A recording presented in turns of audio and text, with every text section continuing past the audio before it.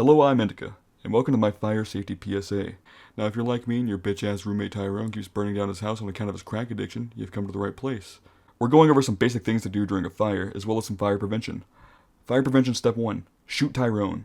If that fucker's dead, he can't burn the house down. This is pivotal for preventing future fires at your place of residence. Now, if you're some sort of racist prick who doesn't have a black friend named Tyrone, go out to Detroit and befriend one. Fire prevention step 2. Strip your house for copper wiring. Now, we all know the main cause of house fires is electrical faults. The obvious answer to this problem is to, of course, rip out your house's copper wires and sell them on eBay. Now, some people might have concerns about having no power after having done this, so I offer my obvious solution. Power generating with no copper wires step 1. Now, if you're some sort of Neanderthal and already live in a house with no power, then what the fuck is wrong with you? How the hell are you watching this?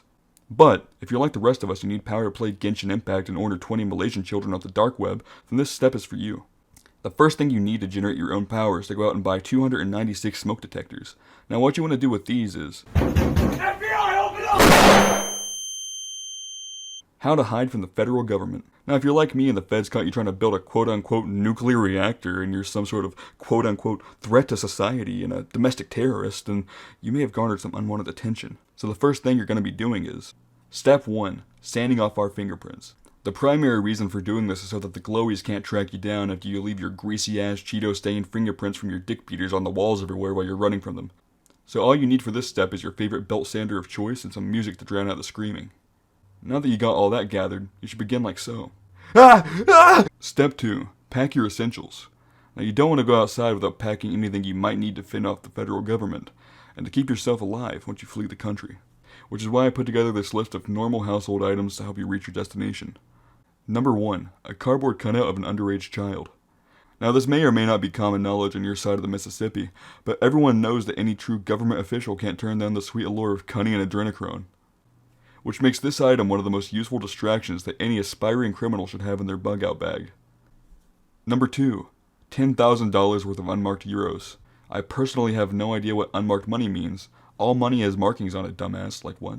But every movie I've seen likes to make unmarked bills seem more appealing than one night of passionate gay lovemaking with Jason Aldean, so my process for taking any and all markings off the bills was to soak them in bleach.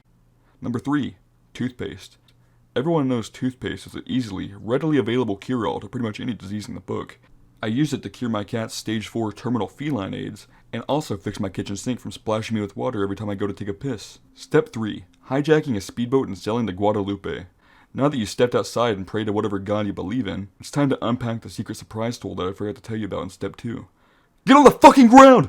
Now that you've legally purchased a boat from a reputable vendor, it's time to sail on your maiden voyage to the far-off land of Guadalupe. I've been Indica, and I'll be sure to keep you updated on my journey and future uploads. The police watched the video.